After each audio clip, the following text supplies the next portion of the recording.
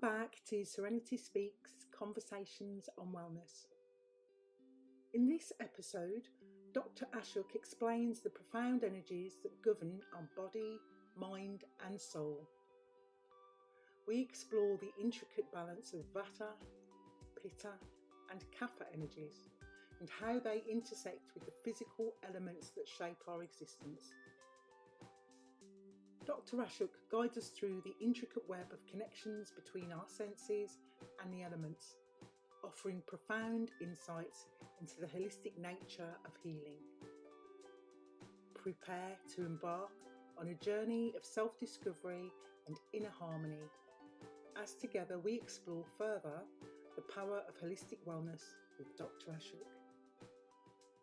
When we talk about body types in Ayurveda, what happened is, see in olden time, obviously we don't have MRI scan, CT scan, and we don't have these fancy things to decide and define things, or we don't have much chemistry and biology, to see at molecular level. So they were defining the body in a different ways. They were saying very simple in Ayurveda that always Ayurveda focus on body, mind and soul. Three identity. They consider physical body, mind and your spiritual body, your soul. Okay, three things.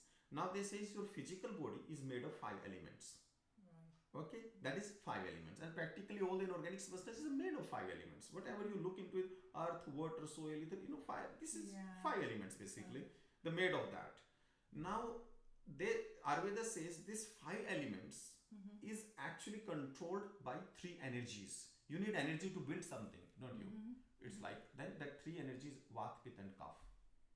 Say that again. Vat, Pitta and Kapha. Ah, yes. Kapha doesn't mean cough. Yeah. Kapha means the fluid which gives the stability to the body, that force, that energy which gives the stability to your body, which are keeping your body together. Right. That is Kapha, binding force, right?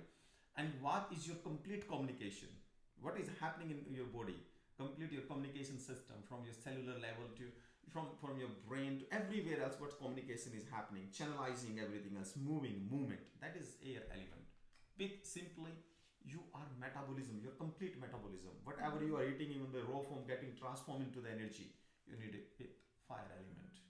So this is the 3 energy, 5 elements. That's how they were really given it's like they define the body just to be understand.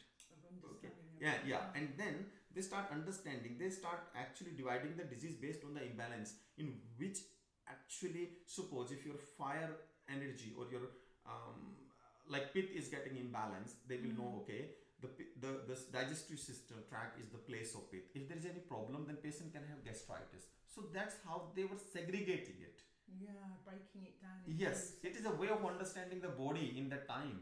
And then the people start saying, what is this Vata? But that was there thousands of years before defining it. Now, obviously, science are more developed. It can look into things more deeper. I understand.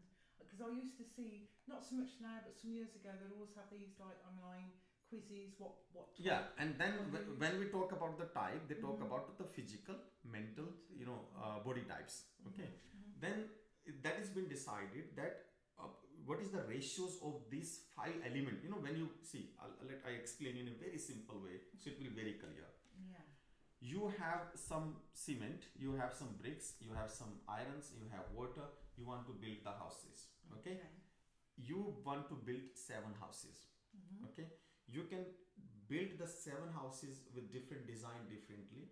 Their strength can be different based on the quantity of the material and the ratios of the material you are using into building those 7 houses. Right. The elements are same, but in some houses you are using the good steel, more steel. In another you are using more bricks. But where you are using more steel is going to be more stronger than bricks. Of course. Yeah. Right? But if you actually dismantle them all, you're going to find the same element, isn't it? Because they are in different ratios. Yeah. So we have these 5 elements in every individual being, used in different ratios. Yeah. That's why we are different looking. Because in some Kapha is more, in some air is more, some Pitta is more. It's depend. That's why this body type are different, and they consider in Ayurveda 7 types in a major spectrum. But every individual being are different. So you would need, say if somebody had a high blood pressure, So in somebody who might be small, petite in stature, might be a different kind of, you need to treat that differently to somebody who's very tall, 6 foot, broad. Yeah. You know, so it's the same issue Okay. with the blood pressure. Am I right? Yeah, I'll give you a very clear insight into it. Okay. Okay. Two patients are coming Mhm. to our practice complaining of high blood pressure. Okay. One person you see underweight. And you think, oh my goodness, how his cholesterol can be high? Why he's having blood pressure? He's not even obese, okay? Right? But his BP is still 160 and diastolic suppose 90, right? Then there's another person is coming up to your OPD clinic, which is solidly built, 6 foot in height, 10-20 kg extra weight, okay? Diet and lifestyle is not good, having a blood pressure. Two people now, okay? In Western medicine, we will treat these two people with the same drugs. In Ayurveda, it is not. In Ayurveda, what we look into it, this is the person which is a slim, short, quick, can get angry very quickly, feel some very sad, which is okay. It's mainly dominated by air element. His constitution is air and fire dominated. Okay, we define it. Now this other person is kapha and suppose pitta dominated. Okay. So we define now these two individual beings having the same problem, but we define their constitutions. They are two different people. Like, you know, this is this and that is this. Yeah. So this is air dominated, this is kapha dominated. Now, we look into it in this person who is air dominated and fire dominated. In his reason, it might be his stressful lifestyle is more responsible for his blood pressure, or either he have a genetical predisposition. In another person, it might be his lifestyle is more responsible for his blood pressures. Okay, so in this person you're going to treat his lifestyle. In this person you're going to treat the factor directly. In area, suppose he's stressed, is genetical predisposition, so you're going to treat them both differently. Right. When you start treating them, you will, when you look into the prescription, the one medicine might be same in both, but rest of the allied medicine will be different, which are focusing the individual being cause of the disease. And that's why you can have a better outcome. And that's why we are more like to reverse the process. You know, in my opinion, when somebody come for with hypertension and if he comes on a good, like, you know, early onset of the disease, he don't need to take medicine for life. We don't give them medicine for life. We reverse the disease process and make them better and says, thank you, have a good life. That's amazing. And then we stop the medicine. So what is the point is, in early stage, if you cannot treat it well, and that's, again, patients comes to us that they don't want to take medicine for life. That's it. Simple. Yeah. So that is the beauty and uniqueness of Ayurveda. Yeah. And there where we can be little bit ahead in approach in just writing the same medicine for both patients. No, it makes a lot of sense, because as well, it's the idea of taking medicine. So one of the things that I hear people talk about as well, probably not with, I'm trying to think, let's just say it's blood pressure again, but for some people they take the medicine for the blood pressure, but because of the type of medicine they need to take another medicine to counteract what that medicine is doing. So it's doing something for the blood pressure, it's helping, but then it's causing another problem. So some people are taking 2 or 3 different types of medicines because it started with blood pressure. So very interesting thing. If you look into it, you know, when somebody goes to have one basic problem, okay, he says, oh, I have a pain in the back, okay, and a little bit of stress, go to visit his general practitioner. Obviously what they're going to give him painkiller, but along painkiller they want to control his stomach, gastritis. So there's another medicine, antacid or painkiller. Along with that, it's become 2 medicine now. After some time, patient has stress, pain is not getting better, taking 2 medicine. Then he said, oh, your blood pressure is also high. Started another medicine. If his age is nearly 50, okay, then prophylactically we have to start you on hyperlipidemic drugs as well for cholesterol. So 4th medicine, right? Then after some time, what happens with this patient is he's taking 4 medicine. The disease problem are still there. Yeah. 3, he doesn't have the disease. He doesn't have the gastritis. He doesn't have the hyperlipidemia. He doesn't have all these conditions. But now this is all adding up. Now this patient obviously start taking 4 medicine. Now this medicine will start having 1 and 2 side effect. Then patient don't feel comfortable with that. Obviously then when they go to see the GP again, he has to do some adjustment. He might be adding 1 more additionally. In the meantime, his complete biochemical chemistry is controlled by medicines. And then he become fearful to drop them. Yes. And he just to carry on with that. Then at a stage of life, his kidneys start getting stressed, his liver start getting stressed, painkiller is not working, he need a different painkiller, body are become resistant to the medicines. So once you get onto the track, there's no way back. Yeah. There's no way back. Again, there the beauty of Ayurvedic medicine. We don't want our patients to take the medicine, even the herbal medicine, for long. We want them to reverse it. That we would.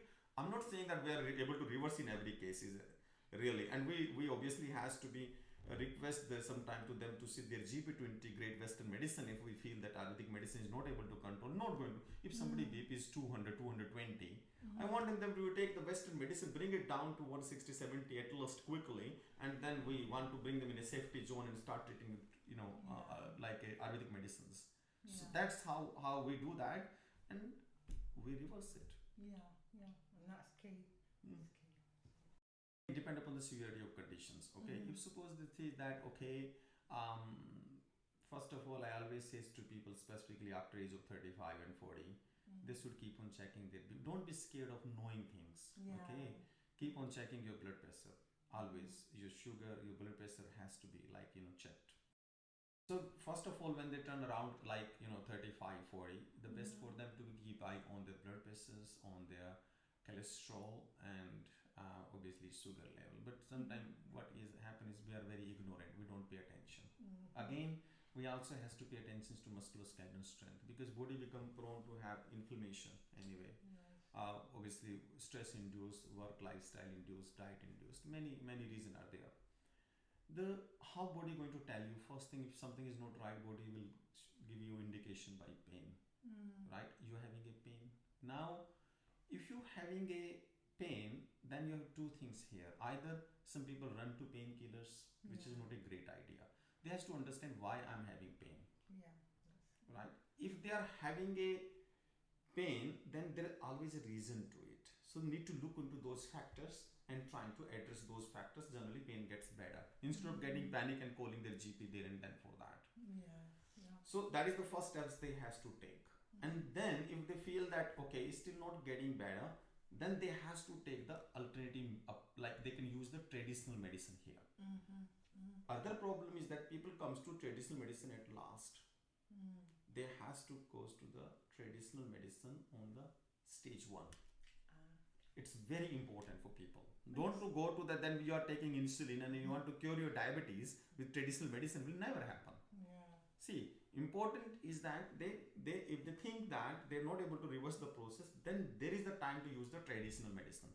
If somebody is having 150 and 85, 90 BP, suppose blood pressure, best to look into traditional medicine, not into the Western approach, because there is a chance of reversal by reversing your lifestyle change, bringing the changes to your lifestyle, motivating you to do more exercise, and these things gets better. You are able to reverse from there.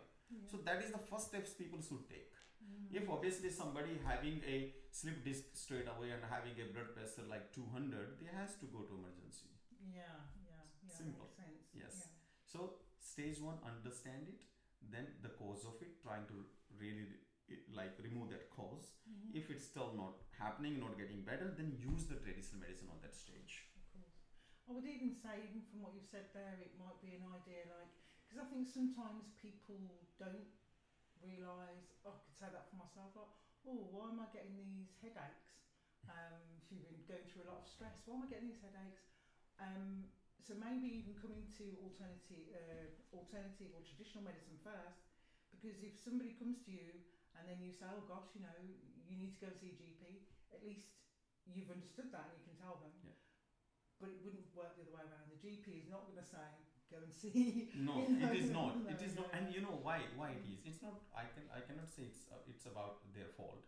About the system is there. Protocols are in such a way, bind by law and many other things anyway. And there's it's become very complicated.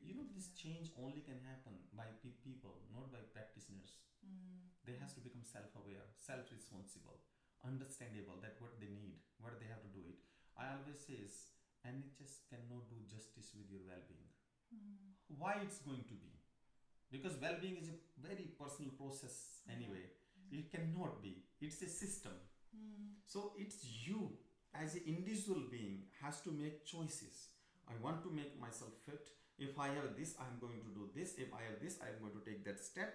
Then again, very important, people has to be identify the actual people who is well qualified in traditional medicine and able to take the accountability of their well-being. It's not sometimes people says, I went to internet, I tried this. I went to him for 3 months training person, and then I got this 20 medicine. He said, you get your disease cured. Most of the time when I say, oh, they said, we tried everything. I said, but you tried.